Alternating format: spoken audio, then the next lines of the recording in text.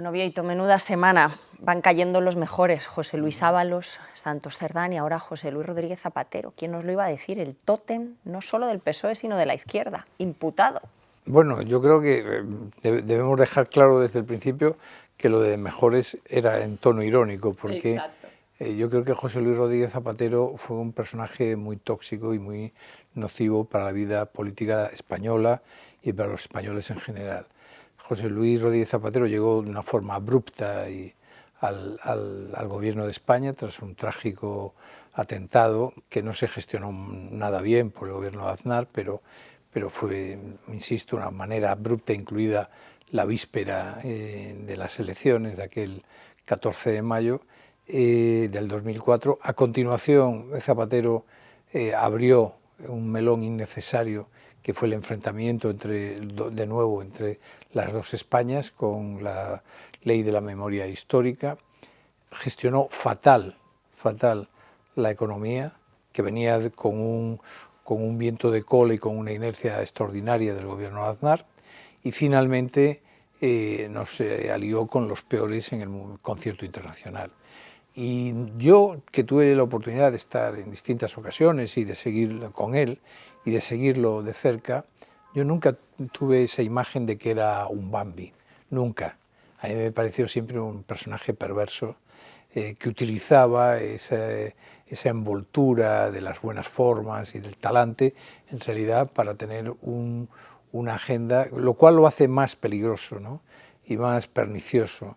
Una agenda, desde mi punto de vista, muy antisocial, en contra de lo que él diga. Cerró muy mal la negociación con ETA, todavía hoy ETA no se ha arrepentido de sus asesinatos, y los avances sociales son muy discutibles. Es decir, yo tampoco creo que con él se haya avanzado especialmente. Y ahora ha demostrado que es un personaje con una avaricia y con un interés económico muy fuera de lo normal. Lo que estamos sabiendo de él, que es un hombre que decidió utilizar el dolor y el sufrimiento del pueblo venezolano para hacerse el millonario. Porque lo de Plus Ultra, y ya te lo adelanto, es lo de menos. Siendo grave, lo de Plus Ultra en Zapatero es el asunto más pequeño. Sí, sí, a este auto del juez Calama yo creo que le faltaba bajo un continuará y los puntos suspensivos, exacto. Y vamos a ver qué sale de esa declaración del día 2.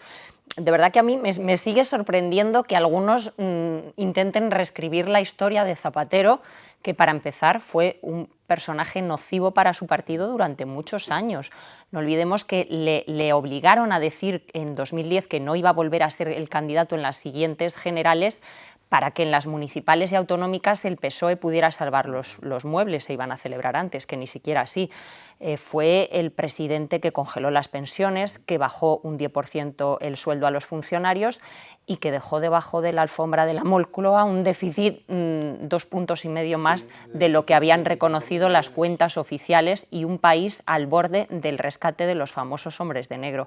Ese fue Zapatero, el que luego durante 2 años al olor del dinero a partir del año 2020 pues consiguió de nuevo el favor de Sánchez y se convirtió en su asesor áulico, consiguió incluso hacer amistad con Pablo Iglesias, ha sido un negociador con Junts, con el propio Carles Puigdemont, especialmente después de la caída de Santos Cerdán. Todo eso es Zapatero, y además tenemos como declaración reciente que se nos olvida la que hizo en el Senado el 2 de marzo, donde ya dejó bastantes cabos sueltos, muchas incoherencias, muchas inconsistencias en su discurso, y a ver cómo sale de la declaración del día 2. Tiene un buen abogado, ¿eh? Van a intentar anular la instrucción por un defecto de forma. Bueno, de hecho, me consta que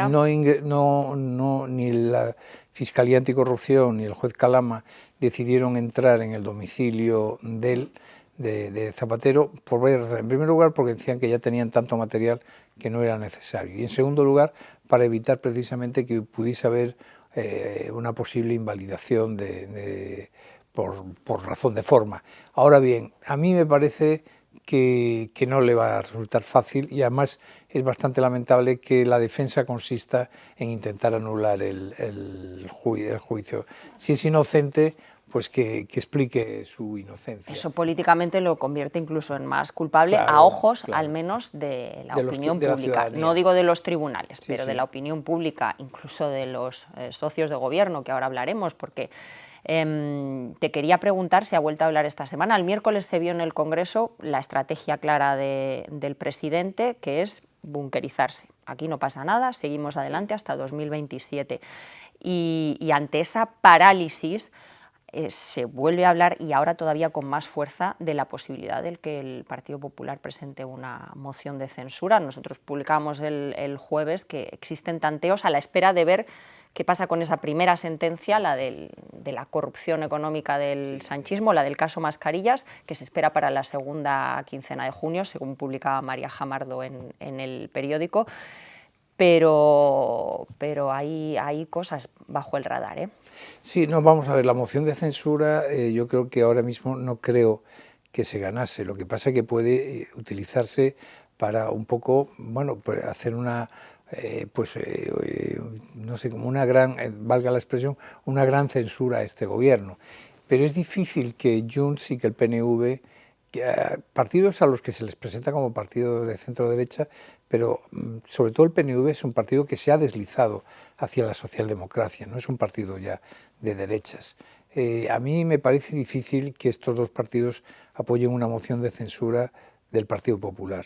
Yo creo que como mucho pueden favorecer que haya la moción de censura, que haya el debate, pero que no, y que sirva para sacarle los colores a Sánchez, pero no creo honestamente que pudiese salir adelante una moción de censura en este momento con una alianza inevitable entre el Partido Popular y Vox y el apoyo de PNV y Junts.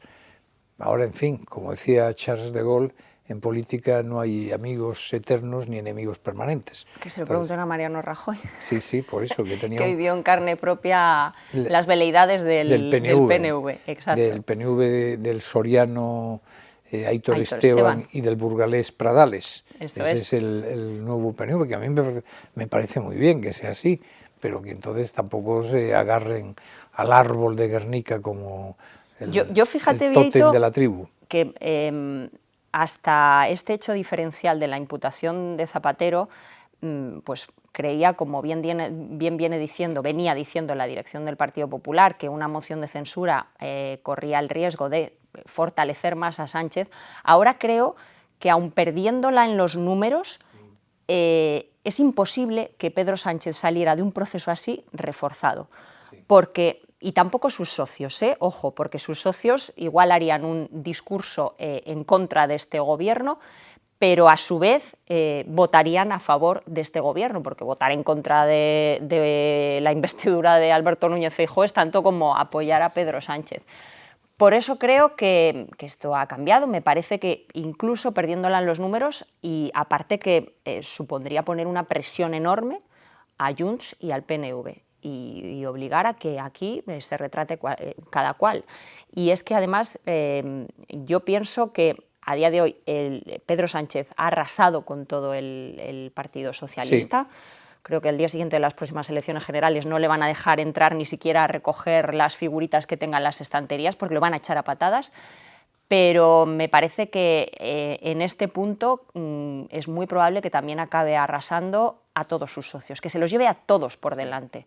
Y por eso pienso que ante esa parálisis es, una vez que se produzca esa primera sentencia a la que hablamos, quizá el momento de que cada cual se retrate y de poner a cada uno delante de sus responsabilidades. Porque atentos, porque todavía quedan varios sumarios, claro. Sobre todo dos muy importantes. El caso de la fontanera Leire y el caso de la financiación ilegal del PSOE. Así que, si te parece, lo dejamos para próximas entregas, sí, pero no acabaríamos. Pero quedamos expectantes de ver cómo evoluciona el ánimo hacia la moción de censura.